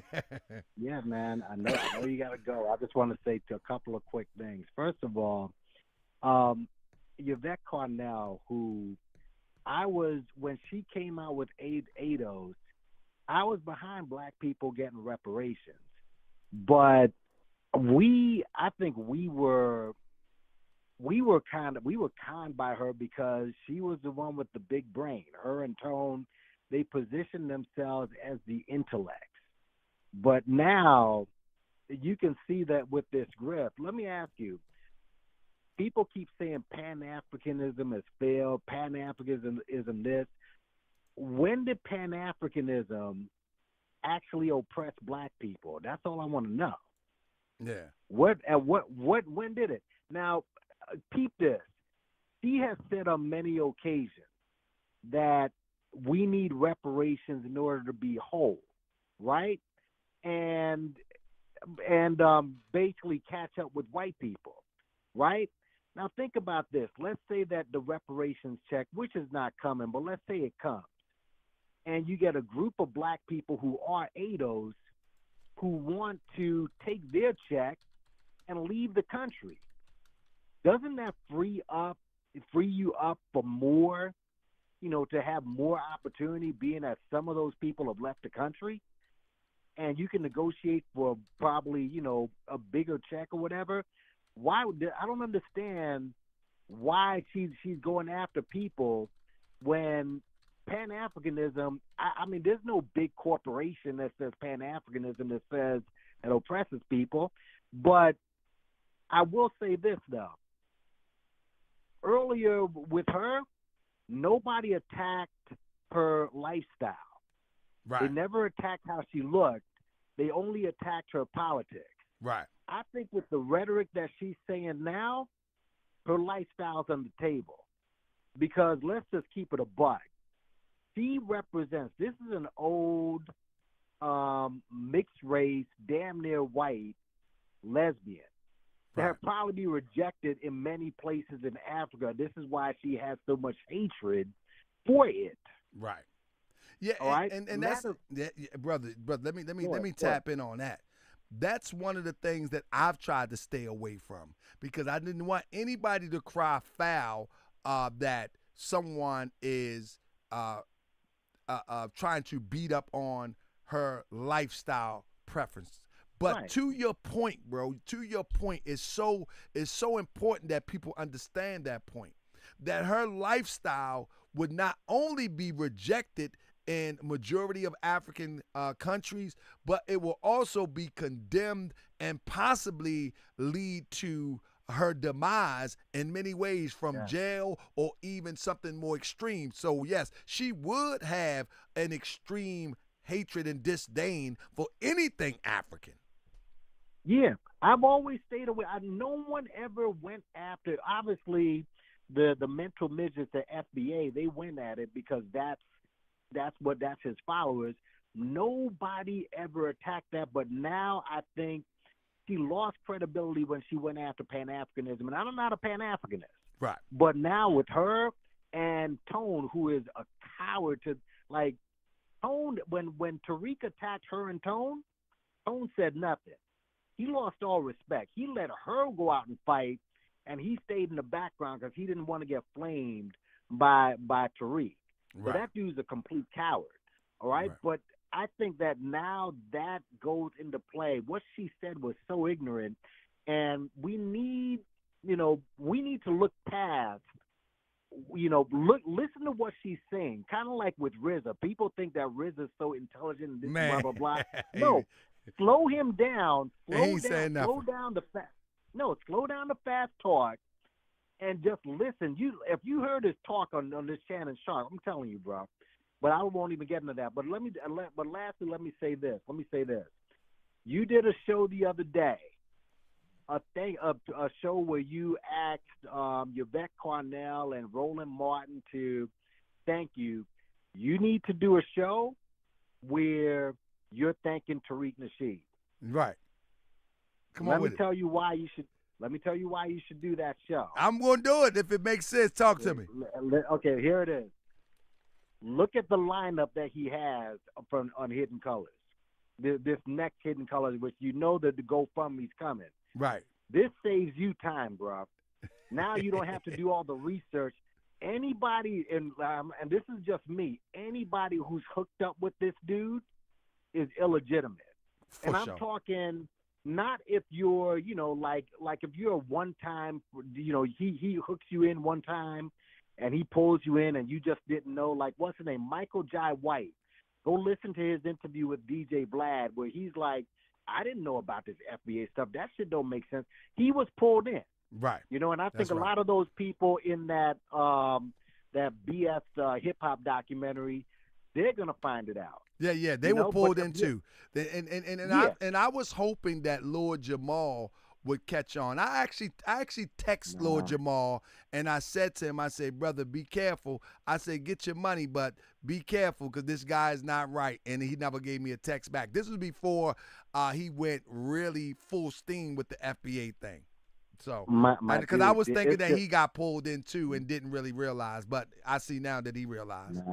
I just think when you're a flat earther, flat earthing is a special type of stupid, man. And I think it's really incredible that this guy who's, one of the signature songs in his group, Wake Up 24, just deals with science, 24 million miles. Yeah. And to think that this guy went from that to this, and he's still neck deep in. He just did a recent interview with the fortune teller, a.k.a. Dwan B.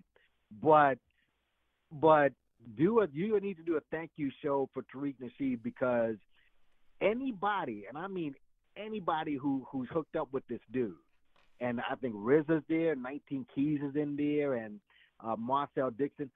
If you are even taking a picture with this dude, you're illegitimate. I'm suspect in many ways too. Suspect in many ways. Suspect. You're done. So.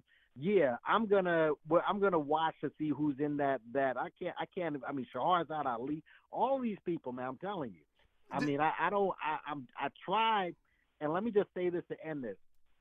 I feel that man is evil.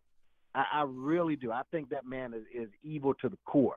All right, but I realize that in social media, that's how you make your money through the hate watch. But then some people are controlled, brother.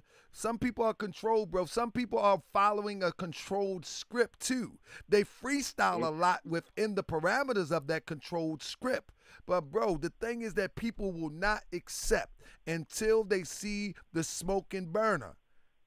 Some people are completely controlled, but because they have the ability to grift within that circumference of that script. They have the ability to freestyle some things that seem normal within that script. But majority of the script is controlled, bro. It's controlled.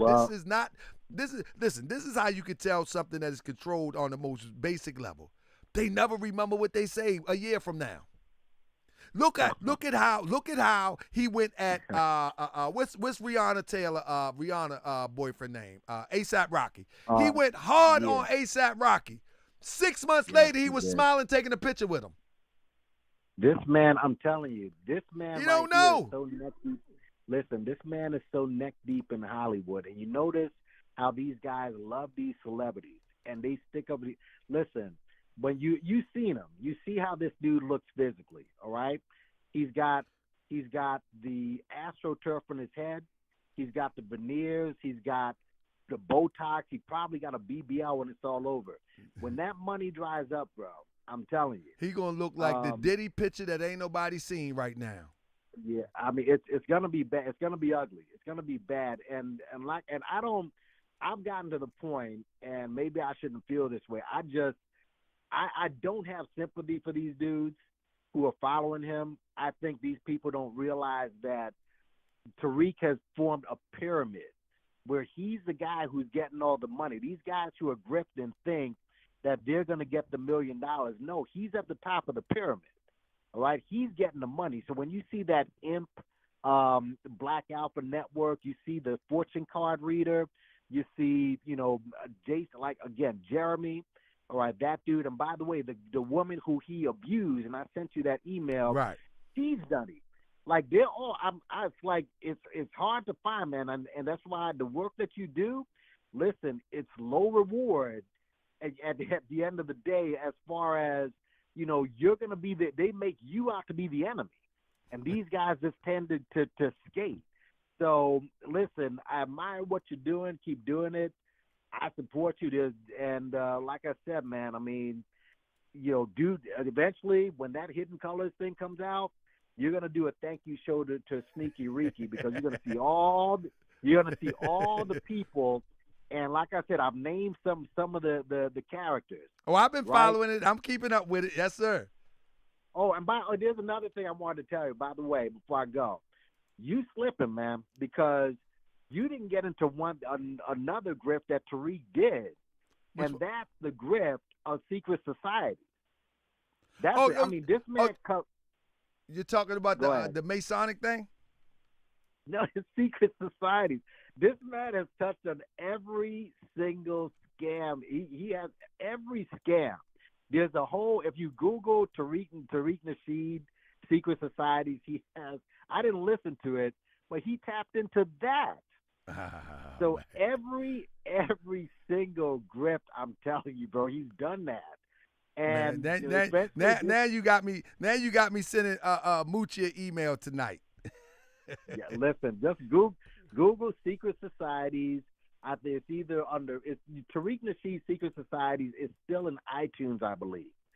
Yeah, so he's gone on everything, and this grift right here.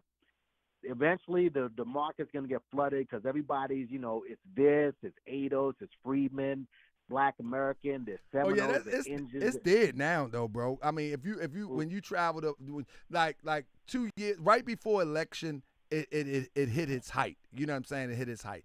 It's a wrap now. Yeah, it's a wrap now. Yeah. So shout out to everyone in the chat. Like I said, man, keep doing what you're doing. I do, and you mentioned it just now. One thing that I appreciate is that you don't give an altar call for, more science, because some of us aren't, we're not more like that. We don't want an altar call. You're not saying, listen, come over here. This is something that worked for you in your life. Absolutely. All right. So there are some people that aren't in that, but what you're doing here, I'm telling you, it's tough, man. Like I said. But you know what, Naps TV? I want us to come together and be able to critically think and brainstorm, even if it's via the internet and having conversations right now. these are some of the things that we actually can utilize on the ground. Like, we can look at people and be like, oh man, this man ain't right. You could take this same information and look at the preacher in your church and say, man, this look like something that's familiar to me from what I seen on Morris World TV. This ain't right. Like, for instance, somebody just show up in the community and they not from the community, but they acted like a representative of a community. You would look at them like they crazy. The same thing with Tariq Nasheed now. They don't have no standing in any legitimate community on the grassroots level, but calling themselves grassroots. So this is something that someone can actually use in their day-to-day life too. I'll tell you what is, and this is this lawyer. This lawyer who was on YouTube. I don't know. She isn't into the fuckery, so she's not on there that much. But she did tell me one thing which made sense. It's not, to me, it's not even about Tariq or Umar or Rizza, or it's not about them, and it's more about the people who are platforming them. Right. It's more them. It's the Breakfast Club who let Umar get on there like a dozen times and lie to him and blame black people. It's them. Right. Umar was just on, the Art of Dialogue. And listen, the Art of Dialogue is hip-hop gossip. All right, but Umar started by giving an update on the fake school. All right, and I'm like, okay, you're just gonna let that pass? But it's the platforms now, and Absolutely. If you keep pushing these, if you keep elevating these dudes and making it legitimate, I don't care if you got 1 million members. I really don't. All right, Boy's got 500,000 members, and he can barely get 50 people in his live. Because listen, to your point, Naps, that gossip, I was just talking to Moochie about that the other day. The gossip YouTube is on his way out too. The Art of Dialogue, it's fascinating in the beginning when there's a sensational story, but these are starting to go on the way out too. People are going into reality based, like what we're talking about right now. That's where it's going at. Nobody wants to hear how much nonsense that you have encountered and you want to give your spill on that you've seen on the internet. Yeah. Man. Lord Jamal was on Art of Dialogue, and you can tell he lying. He's just making observations of something that he heard or seen or something that he can identify that possibly has happened, and then he speak to it. That's his new Vlad now, man. Let's keep it a stack. I mean, he's got an audience, but a lot of these dudes, look, Tariq failed at this. I mean, he's still at 220,000 subs. Like, he ain't growing. All right, and people try to make it a flex of him interviewing Vlad, like, oh, he's gonna tell Vlad. A flex would have been Vlad coming on his platform. But Tariq is such a coon, and he's such a Sambo. Tariq is I'm going to tell you this. Tariq Nasheed is a white man that came to us in the garb of a black street hustler. Yep. Understand that. He is a white man. Look at his whole family. He is a white man that came in the garb of a black street hustler. Just look at his lifestyle. All right? And I'm telling you, he says bussy a lot.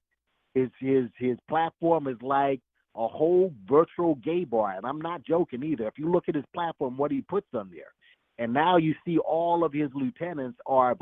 Look, bro. I mean, I don't bash the community. I think it's corny to just go on bashing them and stuff. Right. But I don't sit down and I don't have dialogue. Listen, as the first lady of FBA, there's just nothing to talk about. Right. But this guy, he's very comfortable in that space. All right, and it's just been like that for a long time. So I'm just go ahead. My thing is, I never understood how one can act as if they're so revolutionary in fighting white supremacy, but every time you turn around, he creates something or have in his space the LGBT element. Every single time, from the time that he made the clothes moist, and he always made he made a whole fashion statement with moist. Like, what? Yeah, think about it. Do you have to wear a T-shirt saying I'm not gay? Yeah. Why would you need to do that? Yeah. But he does that. I'm telling you, man, eventually stuff like that doesn't stay swept under the rug. And Right. I don't know what you have in store as far as, I know that one of your songs says that you know the age of Peanut. All right, that wouldn't shock me either. And of course, he stuck up for he stuck up for Shannon Sharp, who really screwed up. But he like the people. Let me say this about these black kind. If you want to know if a person is pro-black, all right, if you really want to know if a person's pro-black, whenever something happens to a celebrity, where it looks like that celebrity is about to lose everything, all right, even though you know that they've been involved in F shit, if it looks like they're going to lose everything, check out their commentary and you'll know just how pro-black they are. That's why you see RZA, who's supposedly, who's got all these conspiracies, but yet he sticks up for every celebrity on the planet. Tariq Nasheed as well, Umar as well. When you see them running to protect these celebrities who are the most anti-black people on the planet. Absolutely. Look at what Kanye West promotes. This man, and Kanye West told you years ago he wanted to get into a white world. Married a white Hollywood whore, divorced her, had some mixed kids, like blew her up at a black award event, blew her up saying that she's his queen. Like, that is what these guys worship. Yeah. And when you see them getting behind them and sticking up for them, that will let you know just how pro-black they are, man. I mean, it's just like look. I don't know how you do it. Again, sometimes you got to take a break from this internet because I see so much weirdo shit. I'm like, yeah, you got to detox and just step away from the internet sometimes because you just wonder if people are this dumb. And I told George Macon about this. We were talking about this one time on a platform. He was saying, well, listen, brothers from the hood, they're looking for some brotherhood because they feel lost. And I'm like, he's right, but that doesn't, there's a difference between having brotherhood and being a male groupie. Yeah. There's a big difference. And you know what's funny? What's funny from the perspective of the hood thing, what George mentioned is that they're looking for some type of brotherhood or camaraderie. In the hood, man, it's this macho type attitude and this macho type persona that everybody want to push themselves to the front as leaders. But when it comes to this internet thing, and everybody fighting to be the leader, everybody fighting to be the man, everybody fighting to be the big D-boy and all of this crazy stuff, right? But when it comes to this social media thing, they just go second fiddle to anybody who sounds just a little bit intelligent, not even a lot, a little bit intelligent, and just said a big $50 word with 50-cent meanings, and they run with it. But in the streets, they fight to show how tough they are to be the leader of one another in the streets. But on this internet, man, they just go for anything. I'm telling you, this is how Polite did it. Polite had all these $50 words, and he knew he had the voice inflection down and where to say. Umar does. Umar has that down. Like people don't even understand they're getting hypnotized. Like it's the preacher move. If you hear Umar talk, and when Umar says a word with the S and goes, don't they understand? That's a Jesse Jackson did that shit. Jesse Jackson had that mastered. When they don't understand that that this is preacher moves, they're getting hypnotized. And so what the conscious community did, the conscious community was supposed to be the community that saved us from the effery of the church. Yep. When in reality, what they did, they peeped game. And they said, hey, wait a minute. Yeah, and they repackaged the church, bro. They gave it another name. That's all they did. Yeah. They repackaged it and gave it another name. And it reaped the same rewards that the nasty, dirty preacher would reap by telling them that they're going to get this heaven. Now, heaven is not in the sky. Heaven is reparations. Now, heaven is we're going to have our own museum. Now, heaven is, there it is. They just repackaged. And to shame you, you're not a sinner, but you're a coon. Yeah. or you're an agent. Yeah. It's crazy, man. Like I said, man, like I know you got to go. Listen, thanks for having me up.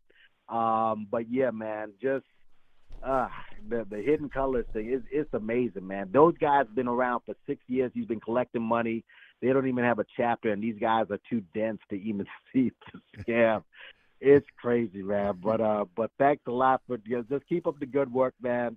And Yes, everybody in the chat, peace out, man. And I'll be listening. If not in the clouds, I'll be in the chat, man. Peace. Appreciate you, Naps TV. Certified boogeyman. Absolutely. Yes, indeed. Certified boogeyman. Certified boogeyman. Check 1, 2. Certified boogeyman. We're gonna speak the truth, regardless of whether you like that truth or not. We're in the 21st century. How people are poor, hungry, ragged, naked, and out of doors. How people are being murdered on a daily and consistent basis. It's been a long time. I shouldn't have left you. A couple weak frauds that crept through. They put the bean on me. I didn't neglect you.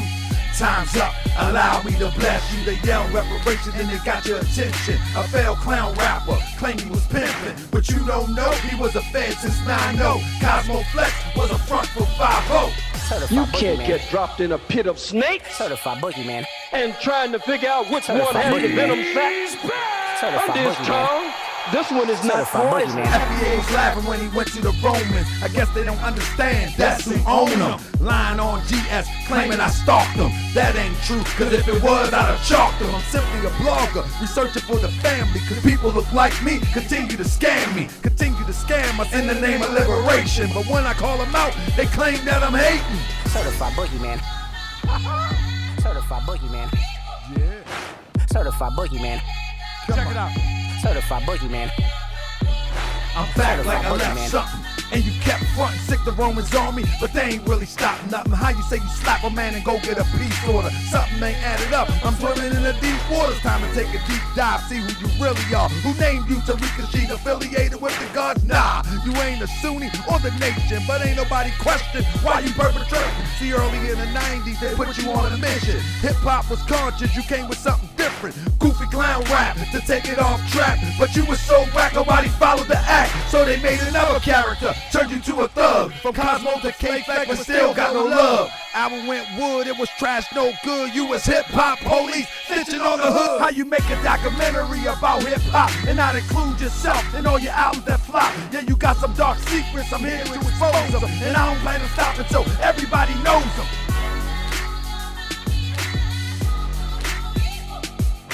In Springfield, they're eating the dogs, the people that came in. They're eating the cats. They're eating the pets of the people that live there.